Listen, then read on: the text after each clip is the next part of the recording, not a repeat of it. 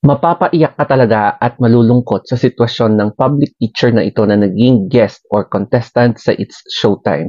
Kasi napahagulgol siya nung inilabas talaga niya yung tunay niyang saloobin kay Vice Ganda na binubuhay niya ang kanyang pamilya bilang isang breadwinner at siya rin ang sumusuporta sa, if I'm not mistaken, 4 na anak ng kanyang kapatid. So biruin nyo, sa dami ng obligasyon ng kanyang ginagawa, hindi talaga niya mapigilan na mapaluha sa It's Showtime. Bali, ang sahod niya ay 7,500 pesos, correct me if I'm wrong, in every 15 days bilang isang public school teacher. So, ang ginagawa niya ay yung 7,000 pesos ay pinapadala niya agad sa kanyang pamilya habang pinagkakasya niya yung 500 pesos within that 15-day period. So, imagine that. Paano kaya siya nabubuhay sa 500 pesos within 15 days na yan? Kaya, syempre, wala talaga siyang ibang gawin kundi mangutang na lang ng ibang tao para lang mabuhay. Ramdam mo yung bigat ng kanyang kalooban kasi since third year high school siya, ay tumayo na siya bilang provider ng kanyang pamilya. So imagine, from third year high school hanggang sa naging public school teacher siya, yung panahon na yan, parang naipon at dito na talaga yung spilling point na sumali siya sa pamilya na yan, sa Showtime bilang guest, na napahagulgol na lang siya. Kung i-analyze natin yung current status ni teacher, probably nasa entry level salary grade 15. Correct me if I'm wrong dito na 7.5 yung nabanggit niya per 15 days times 2 equals 15K.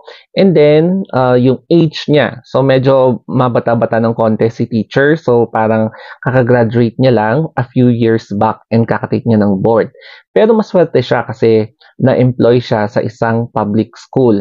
So, ibig sabihin, nasa under siya ng gobyerno. And mas maraming benefits ang matatanggap ng mga teachers working sa public school kaysa sa mga private school.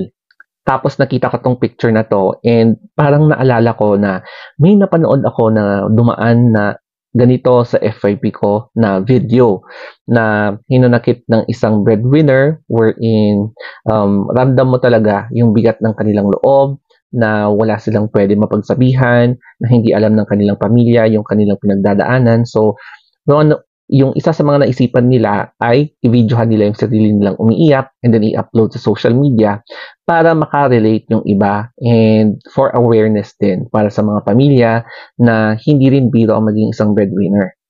Kaya hindi natin ma-blame na yung mga breadwinners ay minsan yung personality nila nagbabago. Nagiging moody, irritable, tapos medyo yung iba kapag hindi na talaga kinakaya is nasisiraan na rin ng bait. Marami kang mababasa sa comment section na nagtatanong, bakit siya lang yung tumatayong breadwinner? Meron naman siyang mga kapatid, di ba? So, magkaroon dapat sana daw ng way para paghatian kung ano man yung responsibilidad para hindi nagiging burden para sa breadwinner na to kay teacher.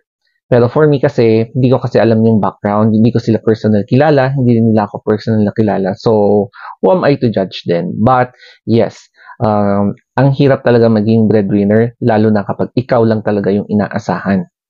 Pero, maswerte pa rin siya, no? Kasi siya ang isa sa mga napili sa It's Showtime para mag-guest. And dahil dyan, naiintindihan ni Vice Ganda yung pinagdadaanan ni teacher and nag-pledge ang It's Showtime na syempre nag-offer sila ng tulong para at least kahit paano mababayaran na niya yung kanyang utang na higit na umabot na sa 100,000 pesos. So correct me if I'm wrong dito sa figure na to. And malaking tulong na rin to para kay teacher na kahit paano mababawasan yung kanyang pinagdadaanan. Kaya saludo ako sa mga breadwinners, it's because sinasacrifice talaga nila ang kanilang sarili, alang-alang sa kanilang pamilya. Kaya lang may mga breadwinner na biglang pinuputol nila sa isang iglap yung kanilang kaugnayan sa kanilang pamilya dahil na siguro sa ganitong klaseng pressure.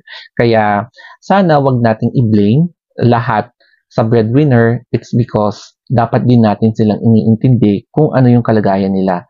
Like, simpleng kamusta lang, okay na yun sa kanila. Or simpleng thank you lang, okay na yun sa kanila. Kasi walang katumbas na happiness kapag nakikita nila na masaya kayo.